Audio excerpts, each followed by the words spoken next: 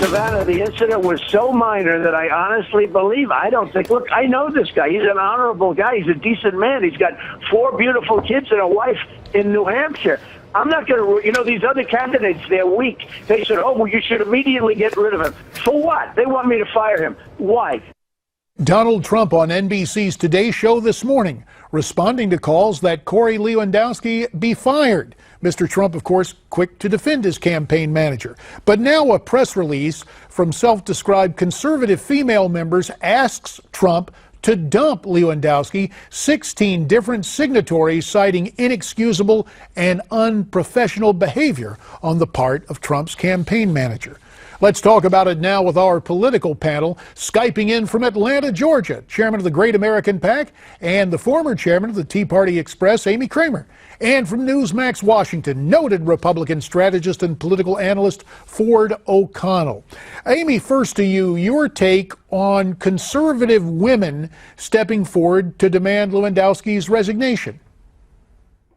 I think it's in the hands of the authorities now, and, we're going to let the justice system work. I think that most of these women signing this letter asking for him to be fired, most of them support Ted Cruz, and I look at it as another attempt to try to take Donald Trump down. And honestly, JD, this is not the end of this. We're going to see a lot more of this stuff go on as the days go forward, because the establishment is doing anything and everything they can to stop Donald Trump. And that includes many people out there like myself that are grassroots activists, conservatives. I'm a conservative, but I support Donald Trump. And I don't think that, like I said, we haven't seen the end of it. When you have Piers Morgan and Greta Van Susteren, that is a wide range of, across the political spectrum. When they have looked at the video and they've made comments, and I think Greta said it was going to be hard pressed to really prosecute him. Well, it's interesting you mentioned that, Amy. And Ford, I want to take this to you, because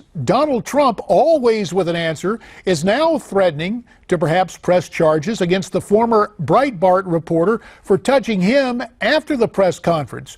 Do you think it's smart politics? Might he choose to pursue those charges against the reporter?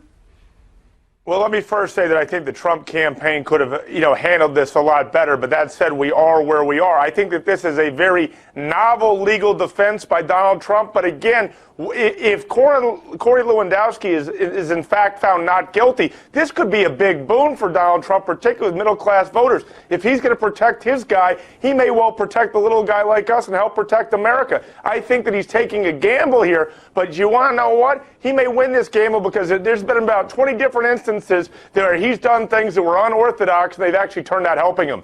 And to the legal case that is being built and the charges that were brought, Dave Ehrenberg, state attorney for Palm Beach County in Florida, who has been a guest on this program and other programs here on Newsmax TV, says his office was not the office that brought charges against Lewandowski. In a statement posted on Facebook, Ehrenberg says the matter was investigated and charged by the Jupiter Police Department, and that his office has not received the case at this point. Ehrenberg also says it will await the file from the Jupiter PD and then make a decision on how to proceed before Lewandowski's scheduled May 4th arraignment.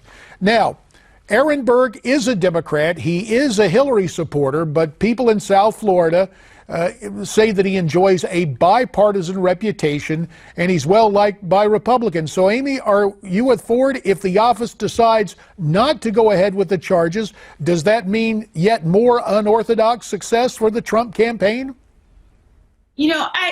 I don't know. I don't know that spells success here. What I will say is this, is that the American people are tired of political correctness. And I think Donald Trump said it last night in that town hall when he said, these other candidates are weak, they would cave, but I'm going to stand by my guy. I don't think he did anything wrong. And I think there's something to be said about that. Many people across America would like to see their employers be loyal to them. Loyalty is not something that is easy to come by these days. So I think that, Donald Trump's standing by his guy, and I think at this point we need to let it play out, and the cards are going to fall where they fall.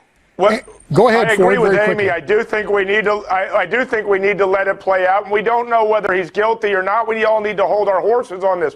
But I do think that if Lewandowski does go to trial, we're going to be watching this thing like the O.J. trial. And well, that could be a hit, could it not, Ford? It could hurt the Trump campaign, could it not? It absolutely could hurt. It could hurt the Trump campaign. But again, this is simple battery, 78403 of the Florida statute. There's some leeway here. And frankly, the novel defense you brought up about Michelle Fields possibly touching Donald Trump first, that could actually be reason for Lewandowski to step in. And again, they should have handled this a lot differently. But Lewandowski is not yet guilty, so we have to keep that in mind. Absolutely. Amy, you had something you wanted to add right here.